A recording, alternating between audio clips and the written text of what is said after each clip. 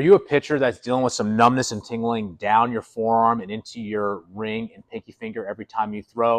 In this video, I'm going to go over some of the signs and symptoms of ulnar nerve pathologies in pitchers and throwing athletes, and one of the movements that we will use to help calm symptoms down in this population. How do I know this? My name is Dr. Jeff Lewis. I am the owner and physical therapist of Lewis Physical Therapy and Sports Rehab in Point Pleasant, New Jersey, where I have helped countless baseball players, primarily pitchers, get back to throwing pain-free, get stronger, and return to the elite form that they were playing at before their injury. So, I want to talk about today ulnar nerve issues in the throwing athlete, mainly the pitchers, because this is who we see it in a lot more than anything. So, your ulnar nerve is made up of nerves that come out from the side of your neck here. They come down your arm, and then that nerve runs right along the inside part of this elbow here. So if you find that bump on the inside part of the elbow and you just drop below it, you're going to find this little groove right here.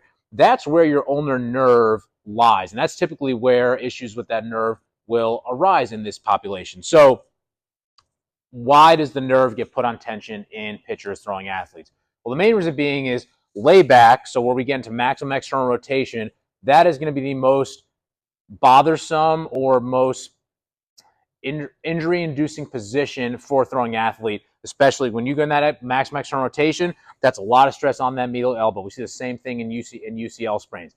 Then in follow-through, when you're getting to that last little bit of extension, there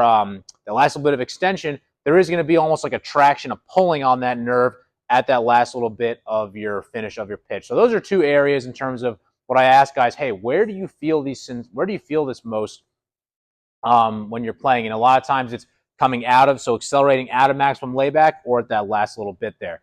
So what are the common signs and symptoms that we look at for some type of ulnar neuritis? Well, first thing we're looking for is, do they have any numbness or tingling down to their pinky and their ring finger? The reason we look at these two fingers, because those are the two fingers that get sensation from the ulnar nerve specifically. So if it's, hey, I'm getting numbness in my thumb and index finger, that's not ulnar nerve. Ring and pinky finger, if someone says, hey, I'm getting some numbness tingling down there, you need to immediately be thinking of the ulnar nerve.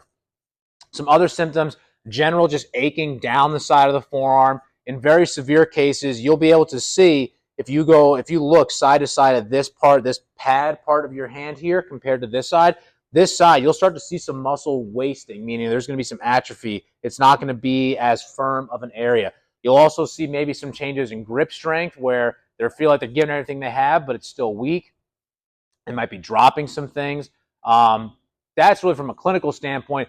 From a performance standpoint, you're probably going to see some type of drop in velocity, lack of command, not accurate during your pitches. Some pitches might be a little bit more bothersome than others, whether it's fastball or slider versus your changeup. Now, again, if you have any of these symptoms, you need to, especially when you're throwing, or just even if it doesn't set until after you throw, you need to get evaluated by a healthcare professional, whether it's a physical therapist or an MD. You do not want to mess around with the medial elbow if you're having pain there when it comes to pitching. It is a very complex area. You do not want to mess around with this trying to just say, oh, let me just go try to fix this on my own and throw through it. It never works to just keep throwing through. You need to be evaluated. So when we look at different types of ulnar neuritis, in some cases, there's just some sensory issues where there might be even a little bit of swelling down here, but that nerve is stable and it's just really just traction on that nerve. In other cases, that nerve will actually move. So when guys move from extension into flexion, as they flex, you might see or feel that nerve pop over that medial epicondyle, that bone there. Now, my experience, when that nerve is popping out of that groove, that's usually not a good prognosis for conservative treatment. Usually these guys will probably need ulnar nerve surgery, where they take that nerve, they move it to the front of that medial epicondyle, and then it's adhered down on the front there. That is usually the surgery they need, because otherwise that nerve is just not going to be stable there. And every time they go to essentially get into their get their arm cocked back, that nerve is going to move or pop out or whatnot. Okay, so that's the extreme side, extreme side of it. Not talking in the context of surgery. This is more so talking in the early stages of rehab, where we're just trying to get that nerve to calm down a little bit, get things moving a little bit, or in some cases, guys might just be really tight in that distal medial head of the tricep. So it's not at the groove there, it's right above it. One of the things we will do are nerve glides. Now, what I want to preface with is, with these nerve glides, we do not want to be recreating the symptoms, the paresthesias down their hand. We are not looking for that here. If we feel that, it doesn't mean we should push through it for it to feel better. We want these to be relatively pain and symptom free. So what you're going to do, you're going to make an okay sign with your hand like this. And then you are going to try to take that okay sign and put it, and you can see I don't really have great mobility, you're going to try to put it up around your eye like so. So that's really what you're looking at for this side here, okay? Now, what you're going to do here, as you do that, you're going to tilt down towards your right side, and then you're going to tilt away and straighten your arm out. You're going to be here, tilting towards, and then tilting back. So when we're tilting towards like this, we're putting the nerves on slack up at the neck here, but we're tensing them at the elbow right down here. So what I don't want is, I don't want you to be here and turned away like that. That's tensing that nerve at both ends. Like right now, I kind of get that a little bit down there, which I don't exactly want, or doesn't feel great.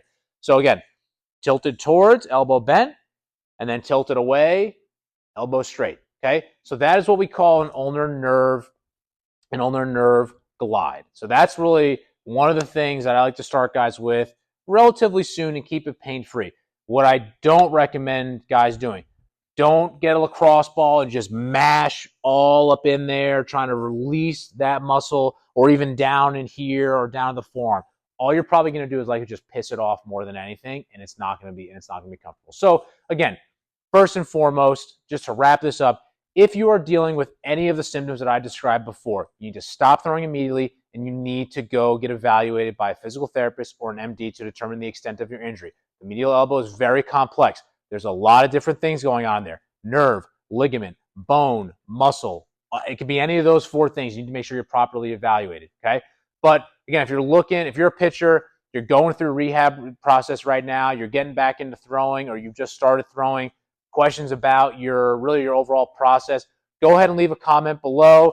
If you're looking to just increase your arm strength, text the number below. Let us know how we can help you. Go ahead and like and subscribe to our channel.